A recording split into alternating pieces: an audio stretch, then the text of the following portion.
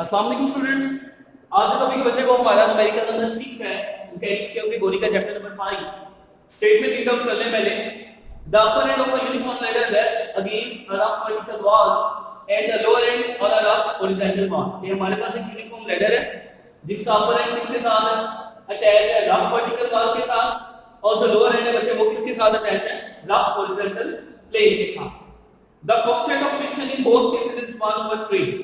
दोनों केसेस में, बार के केसेस में और हॉरिजॉन्टल प्लेन के केस में जो हमारे पास कोएफिशिएंट ऑफ फ्रिक्शन है जिसको हम म्यू के साथ रिप्रेजेंट करते हैं वो कितनी है? 1/3।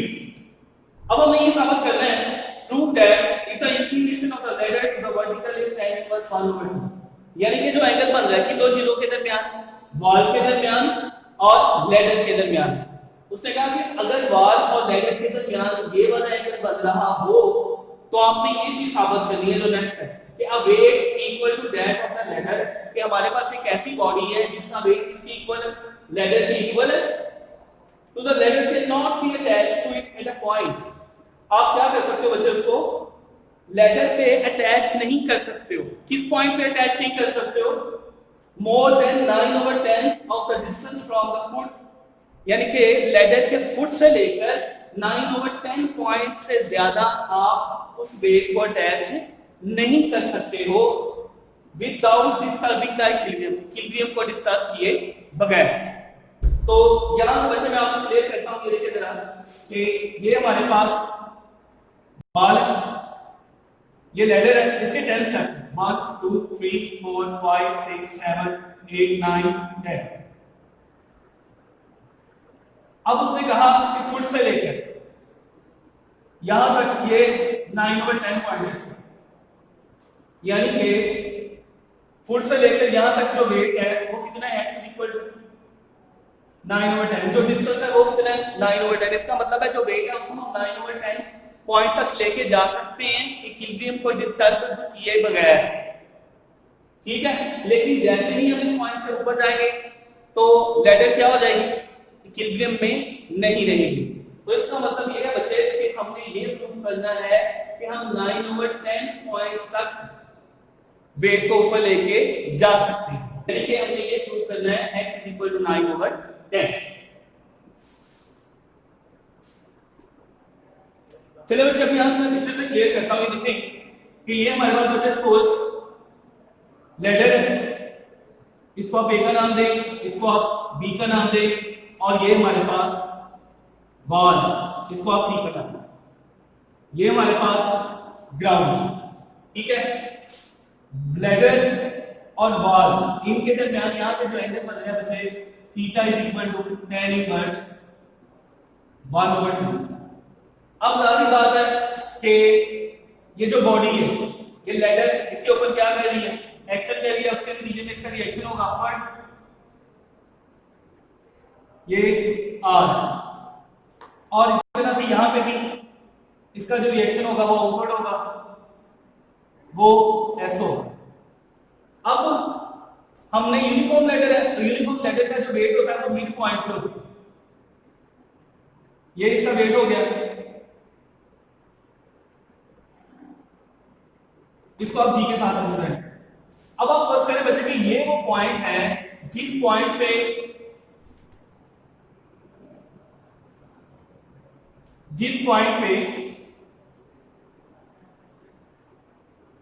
हमने वेट रखा हुआ, इसको आप पी का नाम दे सकते।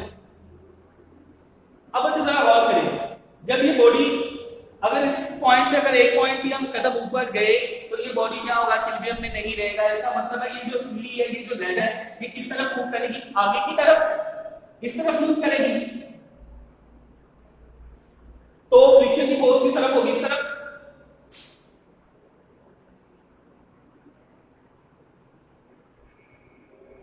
F is equal to mu r। Similarly यहां पे भी उसने कहा था कि वॉल की भी फ्रिक्शन है, रफ वॉल। तो रफ वॉल है, ये हमारे पास ऐसा हो गया, रफ वॉल है तो रफ वॉल इसकी जो फ्रिक्शन हो रही है वो क्या होगी? F is equal to mu s होना है। आपने सिंपल सी बात याद रखनी है बच्चे, जो फ्रिक्शन होती है ना वो रिएक्शन के परपेंडिकुलर होती है। यहां तक क्लियर होगी आपको बात। ये भी हमारे पास वेट है और ये भी हमारे पास वेट। अब हम इसको लिख लेते हैं। इसके बाद स्टूडेंट्स हमने क्या काम किया, यहां पर मैंने लिखा कि मैंने क्या क्या काम किया। हमारे पास let A B ladder of length 12 makes an angle theta with the vertical bar. ये जो हमारे पास लेटर ए बी है इसकी लेंथ कितनी है 12 है और वो इस बार के साथ एंगल कौन सा बना रही है, थीटा बना रही है। W इज वेट, उसका जो वेट है वो किस तरफ एक्ट कर रहा है, वर्टिकली डाउनवर्ड एक्ट कर रहा है। इस कहां से, मिड पॉइंट से। मिड पॉइंट से क्यों, क्योंकि जो हमारे पास लेटर है वो यूनिफॉर्म है। उसके बाद बच्चे आर और एस हमारे पास नॉर्मली एक्शन है किस के, ग्राउंड के और बॉल के, और ई वो पॉइंट है जहां पर वेट जोन से हमने अटैच किया। अब जरा आप देखिए कि अगर ए से लेकर बी तक हमारे पास 12 है तो ए से लेकर जी तक कितना होगा, 1 नहीं होगा, क्योंकि ए से जो जी है वो मिड पॉइंट। इसी तरह से हमने फर्स्ट कर लिया कि जो ए से लेकर ई तक का डिस्टेंस है वो कितना है, x है, और हमने प्रूव क्या करना है कि जो x है कि यहां से लेकर यहां तक का जो डिस्टेंस है बच्चे वो कितना है, 9/5 l। अब यहां पर हम चलते हैं according to first condition of equilibrium.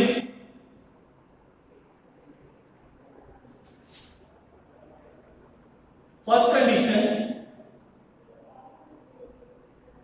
Of equilibrium. First condition में क्या होता है, horizontal component summation fx equal to 0 और summation fy equal to 0। Summation fx equal to 0, तो बच्चे यहां पे देखिए x वाले कंपोनेंट कौन सा है, ये x की डायरेक्शन में, लेकिन अलाउ नेगेटिव x एक्सिस है तो नेगेटिव आएगा। म्यू r पॉजिटिव की डायरेक्शन में प्लस म्यू r, तो ये चीज इज इक्वल टू 0। यहां से s का आंसर क्या आ जाएगा, s is equal to mu r। Similarly यहां पे summation fy is equal to 0, y के कंपोनेंट देखने कौन से हैं, r पॉजिटिव y की डायरेक्शन में ये भी पॉजिटिव होगा, म्यू s भी पॉजिटिव y की डायरेक्शन में ये भी पॉजिटिव होगा, r प्लस म्यू s। अब ये दोनों जो w है वो नेगेटिव y एक्सिस की डायरेक्शन में है, नेगेटिव y में, एक w ये एक w ये, तो कितना हो गया -2w is equal to 0, r plus mu s is equal to w, r is equal to 2w minus mu s। अब यहां बच्चे आप क्या काम करें, ये जो s का आंसर है यहां पर पुट कर दें आप, ये देखिए r is equal to 2w minus mu, s का आंसर कितना है हमारे पास म्यू r, ये चीज क्या हो जाएगी r, ये इधर आके प्लस का mu square r is equal to 2w, r is equal to 1 plus mu square is equal to 2w, r is equal to 2w over 1 plus mu square. अब म्यू की वैल्यू बच्चे हमें कितनी given, mu is equal to 1/3, तो r is equal to, ये solve करेंगे 2w over 1 plus 1 over 9, तो इसको जब बच्चे आप सॉल्व करेंगे 9 1 10, ये ऊपर चला जाएगा 18, तो 9/5w, ये हमारे पास r की कीमत आ जाएगी। इसके बाद r की कीमत आप ऐसे पुट कर दें, s is equal to mu r, s is equal to mu, r का आंसर कितना है 9w/5, म्यू की वैल्यू कितनी है 1/3 multiply by 9w/5 is equal to 3w/5। ये हमारे पास किसका आंसर आ गया, s का आंसर।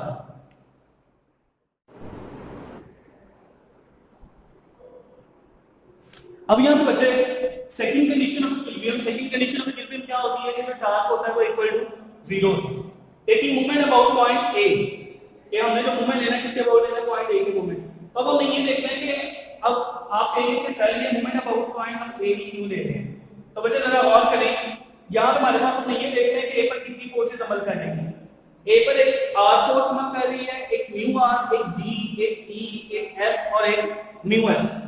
लेकिन बच्चे अब हमने यहां पे लिखा है ना taking movement about point A, तो आप जिस पॉइंट के अबाउट मूवमेंट लेते हो अगर उसमें से कोई फोर्सेस पास हो रही हो तो उनका बच्चे जो मोमेंटम है वो 0 हो जाता है। मतलब ये जो r है इसका मोमेंट आर्म भी 0 और ये जो म्यू r है इसका भी मोमेंट आर्म 0। क्यों, क्योंकि ये उस पॉइंट में से पास हो रही हैं जिसको हमने, जिसके अबाउट हम क्या ले रहे हैं, मोमेंट आर्म ले रहे हैं।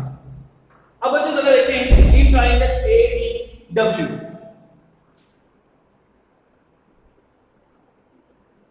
AGW, इसको आप ए डैश का नाम देते हैं, इसको आप ए डबल डैश का नाम देते हैं, और ये आपका सीखा AGW में जरा और करें। इस तरह से हमारे पास ये ए है, ये जी है, यहां पे एंगल थीटा बन रहा है, और ये पॉइंट आपके पास ये डैश है, ये बी। तो मैंने यहां से क्या कहा था, मैंने कहा था कि जो हमारे पास फोर्स, ये W फोर्स है, फोर्स और मोमेंट आर्म क्या होना चाहिए, एक दूसरे के परपेंडिकुलर। अगर ऐसी सिचुएशन ना हो तो हम क्या काम करते हैं, उसके कंपोनेंट्स ड्रा कर लेते हैं। AG हमारे पास मोमेंट आर्म है, ये AG का कौन सा कंपोनेंट होगा, ये होगा जी AG साइन ऑफ थीटा। क्यों, क्योंकि ये जो थीटा के सामने होता है वो क्या होता है, परपेंडिकुलर, और परपेंडिकुलर किसमें आता है, साइन, और ये कौन सा होगा, AG cos ऑफ थीटा। तो यहां पे बच्चे ये जो AG sin थीटा कंपोनेंट है मूवमेंट आर्म का, ये परपेंडिकुलर है किसके, फोर्स के। अगर हम इसका टार्क कैलकुलेट करें तो टार्क ऑफ ट्रायंगल AGW वो क्या होता है, force multiply by movement arm. तो ये चीज हो जाएगी W into AG sine of theta. अब नहीं दूसरे चले जाए नीचे, इसको ट्रायंगल इन ट्रायंगल AEW, तो इसमें भी जरा गौर करें, A ये E है, ये W है, यहां पे एंगल थीटा बन रहा है, बिल्कुल सेम सिचुएशन है ऊपर वाली। ये हमारे पास क्या है, बेट है, और ये क्या है हमारे पास, A डबल डैश। ये कंपोनेंट कौन सा हो जाना, AE साइन थीटा, और ये कंपोनेंट कौन सा हो जाना, AE कॉस ऑफ थीटा। हमने तो वो कंपोनेंट लेने हैं जिसके परपेंडिकुलर हो, तो इसका टार्क क्या होगा, टार्क ऑफ AE, तो इसका टार्क होगा जी W multiply by AE sine of theta. अब इसी तरह से बचे नेक्स्ट, ये जो हमारे पास है जी S, यहां पे इस पर ट्राई करें, फोर्सेस हम दोनों लेंगे, ये S है, ये A, ये B, यहां पे एंगल थीटा बन रहा है, मूवमेंट आर्म AB है, थीटा के सामने AB sine theta, AB cos of theta.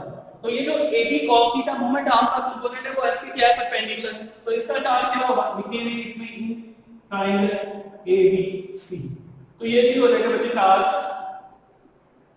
In triangle ABC, S force multiply by movement arm, तो इसका ये हो गया। सिमिलरली यहां पे इन ट्रायंगल ABC, जरा गौर कीजिएगा,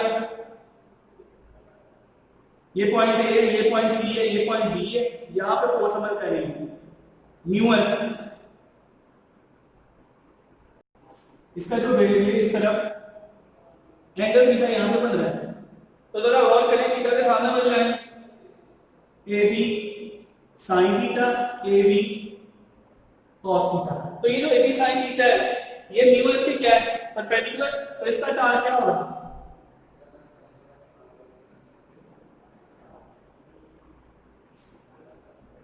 mu S multiply by AB cos of theta. अब बच्चे देखें इसकी तो देखते हैं, ये क्लॉकवाइज टार्क है, एंटी क्लॉकवाइज टार्क है, फोर्स डाउनवर्ड है, नहीं इधर आ रहा है, AG हमारे पास मूवमेंट आर्म है, डाउनवर्ड मूव करना शुरू करना, क्लॉकवाइज मूव कर रहा है, तो इसका मतलब है ये टार्क कौन सा है, clockwise.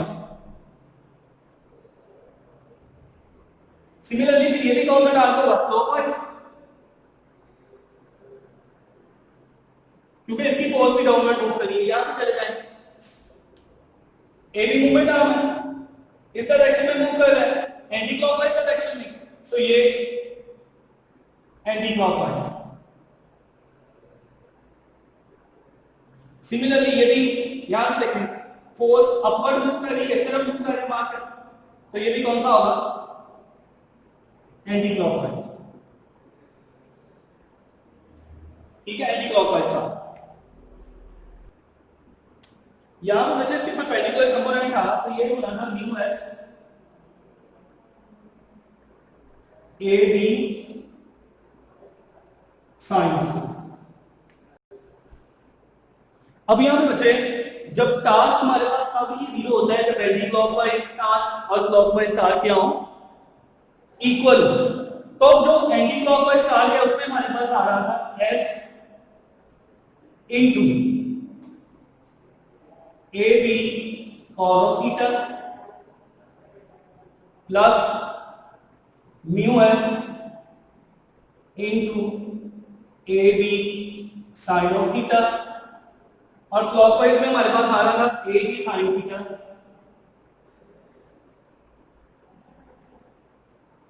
Into W plus W into, और हमारे पास आ रहा था ए ई साइन। तो सबसे पहले बच्चे आप इस पूरी इक्वेशन को देखिए, ये चीज है cos थीटा से डिवाइड कर रहे हैं। जब हम इसको cos थीटा से डिवाइड करेंगे तो ये चीज क्या बचेगी आपके पास S A B plus mu S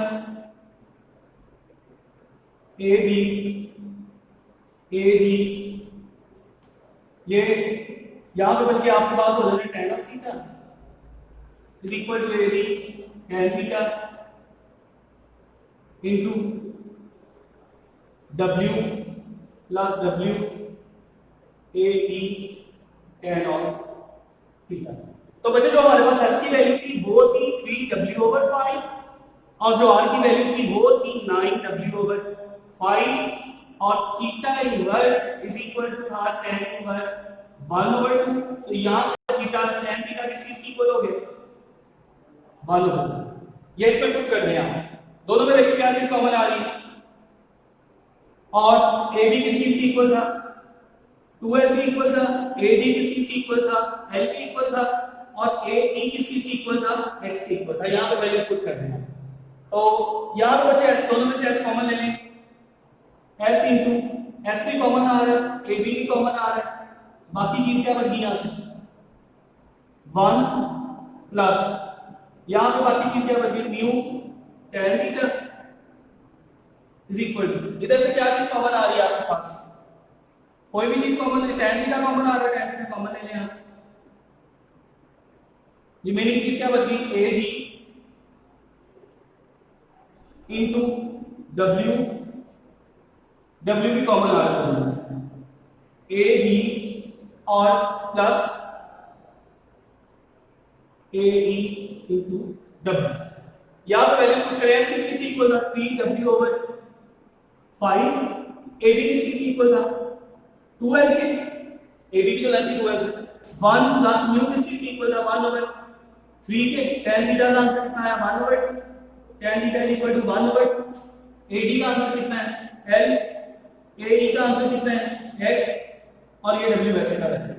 अब जरा गौर करें, ये जो W है इस W के साथ कटिंग हो गया, उसके बाद यहां पे क्या चीज बच गई हमारे पास 6L/5 इनका एलसीएम ले, तो ये चीज कितनी हो जाएगी बच्चे 6 और